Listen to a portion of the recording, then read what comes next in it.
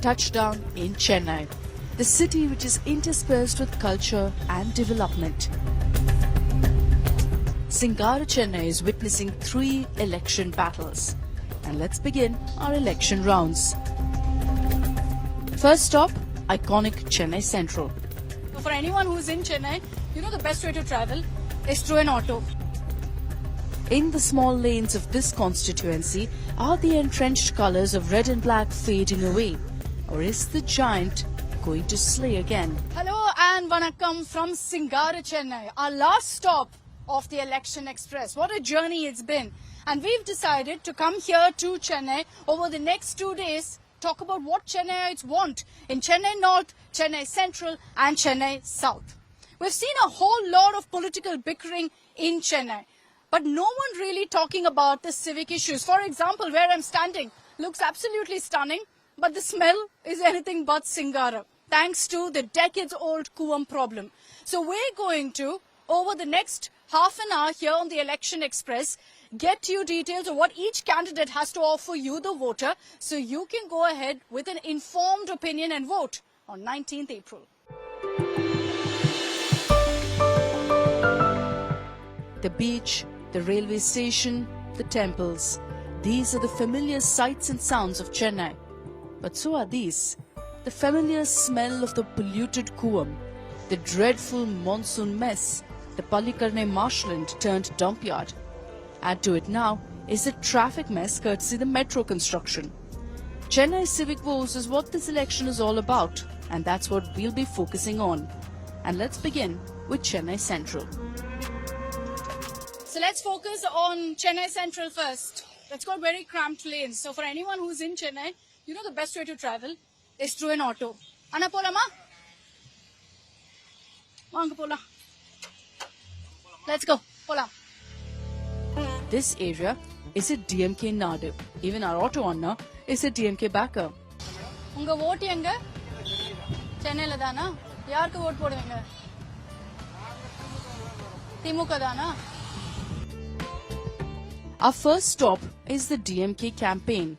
Dayanidhi Maran, who's seeking a 4th term as MP from Chennai Central. Roads are filled with the red and black banners. And a 3-hour wait for Maran is spent playing a game or two with the locals, watching children dance and the usual dance of democracy in Chennai.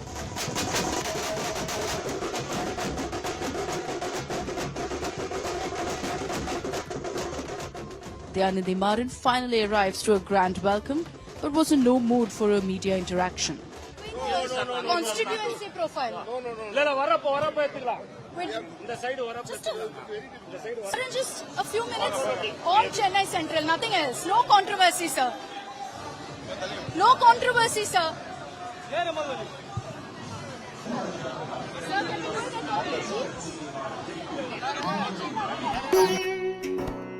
Moving on to his opponent, the BJP, which is counting on a sizable North Indian population to create an upset for Maran. So we caught up with some Chennaiites who hail from the north. How happy are you with Dayanidhi Maran's performance? Honestly, to be in the last few months, I think we've not seen any great change or great initiative by the MP or by the party itself.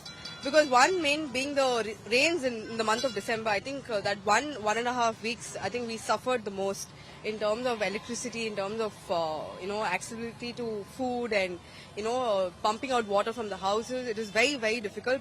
For me personally, as my mom's house was flooded up to the ground floor and she had literally, I couldn't even take a vehicle and bring her out of the house. So it was so bad. I don't think that affected me a lot. So I was not happy that I'm going to pick somebody who's not going to be responsible enough and come and look at us, even though after the rains and anything in the last 5 years. So I think at that point, during the floods and all that happened, because there were a lot of pictures that came in from Chennai as well. Was there help that reached you from your MP? Did he at any point, did you see him out there actively reaching out? No, there was nobody on the roads. There was absolutely nobody on the road. We were literally calling up our neighbors, checking on them. We were literally calling up on everybody who can help each other in terms of food, in terms of anything, if they need any basic amenity or get food cooked for everybody or something like that. We were trying to help out with other groups and all, saying that they could come and help us or help other communities among us. Not only our community, but even the people who are living in the streets and in the slum areas, where we can go help them serve food or something like that. But none of them were there on the roads. Absolutely nobody. I started off talking about the North Indian population. You're from Rajasthan, but of course you're a Chennai boy now. Does it matter though? Do you sense that because of that, your political leanings are a little different? It is. There's an liking towards BJP. Definitely there is that strong connect. So it is there. But overall, we would say that this time, first time we are getting a chance to vote for Lotus as a symbol. Because never has BJP contested from Chennai Central, I believe. Always it were in alliance and people had to vote for alliance. So first time people are getting chance to vote for Lotus as a symbol. So you're happy about that? Yeah, we are good about it. But why though? Because in Chennai, you're a Chennai boy. So you know how the DMK and the AIDMK have always been in power here. Largely the DMK, of course, in Chennai Central. So why do you feel the need for a BJP to actually be here? Because it's a central government election, so people want to vote for central government. They want to make a statement, their share in central government. They want to be part of union government. Going by the trend, everyone is saying that, India has a better chance to win. That is the thing. So, that, voting for a party which is going to come to power will add a lot of benefits to the people of this city. You're saying, yes, you support the BJP, but is it because of the candidate? Or is it Narendra Modi? Is it the party? What is it? Primarily because of Narendra Modi. Obviously, he is a phenomenon. No doubt about it. But the Annamalai is also a big factor. I think what he's talking, what promises he's making, he's sounding more practical, more what all initiatives he's telling about are more doable. So I feel that is the thing I'm looking at.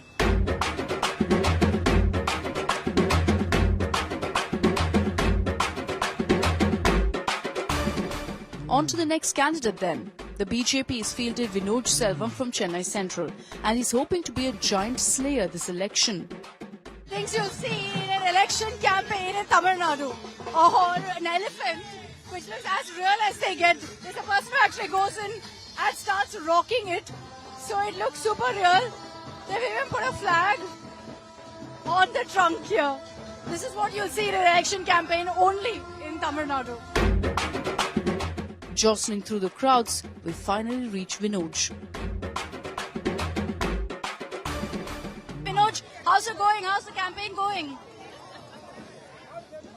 The kind of reception we're getting in Chennai over the last 2 weeks is something out of the textbook, is something phenomenal, something which we've never experienced before.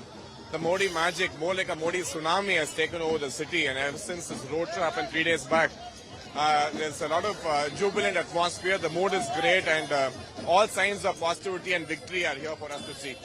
At this point, with the fight against a person like Dayanidhi Maran, is there a challenge? Is there a challenge really in coming up against Dayanidhi Maran? Is it a long-term fight rather than the immediate election? See, a lot of people talk about him being a giant in politics. I don't understand what is the measuring stick for calling someone a giant.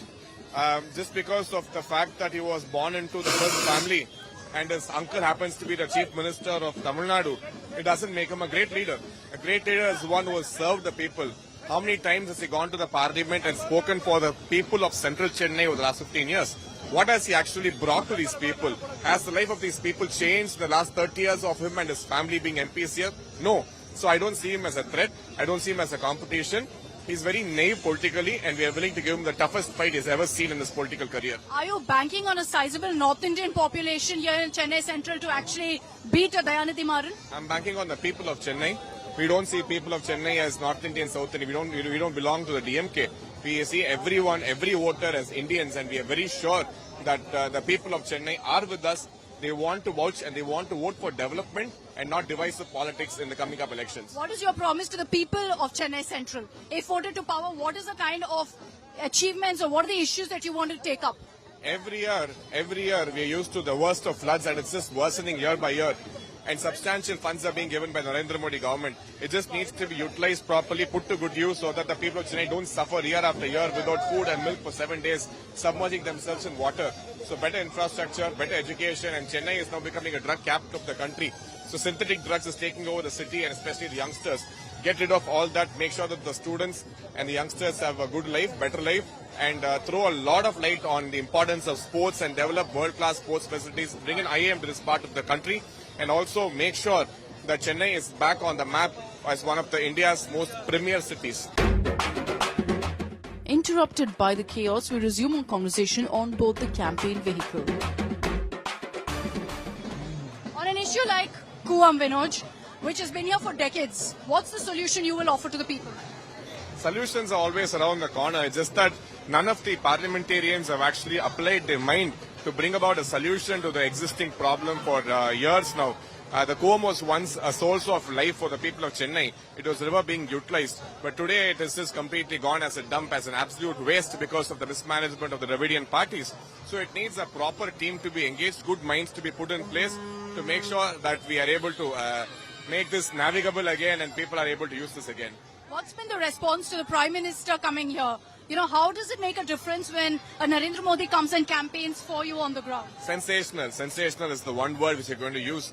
There was a lot of emotion this time when the Prime Minister visited Chennai. It was not the party cadres who lined up. It was the general public who lined up in huge numbers. It was the general public who came in. It was public who wanted to come and get a glimpse of the Prime Minister up close. And these were absolutely emotional scenes for each one of us who were able to accompany him on the vehicle. Okay, my final question to you. Are you going to be the giant slayer this election in a hub of Dayanidhi Stalin and Dayanidhi Maran? Do you think you can beat the DMK? See, the Prime Minister's dream and message has been to put an end to the dynastic politics which has been ruling the country for years. And this particular seat is an epitome of dynastic politics, with Dayanidhi Stalin being an MLA and Dayanidhi Maran, the same family, being the MP. So by putting an end to the MP here, we'll be able to find really good tribute to the Prime Minister's dream of putting an end to the dynastic politics which he's been talking about. All the very best to you. Chennai Central, with its endless potential, is a seat loaded with power and responsibility.